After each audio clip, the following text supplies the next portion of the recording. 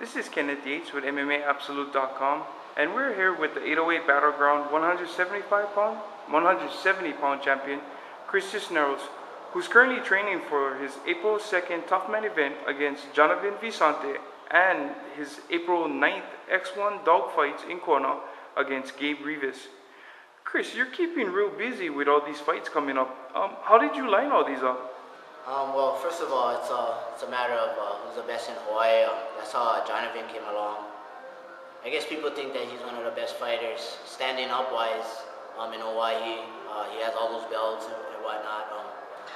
But I guess a lot of people see that would be a good match, so they try to set it up. It got signed, and now I'm just getting ready. Speaking of Jonathan, he's a strong fighter with a ton of experience. How do you plan on getting the win? I think I have better movement, more speed, more power, and I think I have a better style of fighting kickboxing. My previous two kickboxing matches, I wasn't really training for a kickboxer. I was just training to make $1. I wasn't training like I needed to win. But this one, it's a proving ground. You know what I mean? So I'm gonna go in there, do what I gotta do, take this win from him, and move on. And let's talk about your fight with Gabe Rivas. What do you know about him? Well, I know he has a lot more fights than I do. Not the best record, a real game fighter. All the fights that I've seen of him, he comes for it. He don't care how big, how small, how thick, how skinny. He's coming. He's gonna come in, and I know he's gonna continue doing that with me. So I'm actually gonna try and take him to the ground, and I'll work my ground game. And we also heard a rumor that you and Zane Kamaka are going to be fighting on the next X1 card in June, and the winner is going to be facing Dylan Clay. Is there any? There's true. True. Yep, that's true. And this is a fight long time coming, and we fought once before, and it's just a fact that I want to avenge my loss. He pulled out about 3 times, 2 to 3 times, and I started to think otherwise. He wants to call himself one of the best in the state, but he keeps pulling out from the best in the state. And step forward, let's do this fight. You know what I mean? You owe me one. I gave you one on a week notice. It's my turn. Yeah, speaking of your last fight, you and Zane, you guys met once, and he won by decision. What do you plan to do differently in this fight? Train, not take anybody lightly. To me, that loss was the best thing that happened to me because I took everybody serious. I don't care if your record say 1-0 or 10-0 or 0-20. I'm taking you serious. That's the bottom line. So I thank Zane for that loss because I never lost since, and I took it seriously. If I'm not fighting, I'm still training. So anybody out there, anybody wants some of me, come and get me. I'll give everybody a fair shot. And what motivates you more, to avenge your loss or to face Dylan? To face Dylan.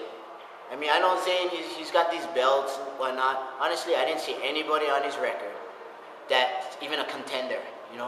This last X1, he fought Jordan Kikino. He's one of the boys, I'm his uncle's 170-pound champ. We get along real good. His dad Ernest, we're all good. I go up there, I visit them, his brother brought us, But Jordan has very little experience, so he shouldn't be really considering himself top notch until he beats a contender, And that's how I feel. No offense to Jordan. He's a great fighter. He just needs more ring time, and I got the ring time. Zane's got the ring time. I think it's a hell of a fight. But I do see me moving on to Dylan. Well, Chris, we want to thank you for your time. Is there anything you'd like to say to anybody watching, your friends, family, sponsors, anybody? Well, I want to thank my friends and family for sticking with me through the good and bad times. I appreciate that a lot, for all the support. To my sponsors, Fearless Hawaiian, Aloha Mufflers, Mmaabsolute. I know you got a lot. Yeah, I have a lot. Everybody. Sorry if I didn't mention it, or I'll get it down the next time. But yeah, I thank everybody, my family, especially my kids. Giving me the confidence, telling me not to give up, because at a point I was willing to, couldn't get fights, spent so much time in the gym, wasn't getting anywhere, and you know, I was starting to regret it. But they told me to just hang in there and everything will pay out. And to my fans, I love the aloha you guys are giving me. And every time I step in that ring, it's not just me. I know I have all you guys backing me up, and that's what gives me the pride. If it wasn't without you guys, this would be for nothing. And thanks to team Hawaiian MMA, everybody helps me out. Well, Fuel Academy, so that's a new gym we'll be working out. So it's pretty sick. Wait till you guys see it. It's nice.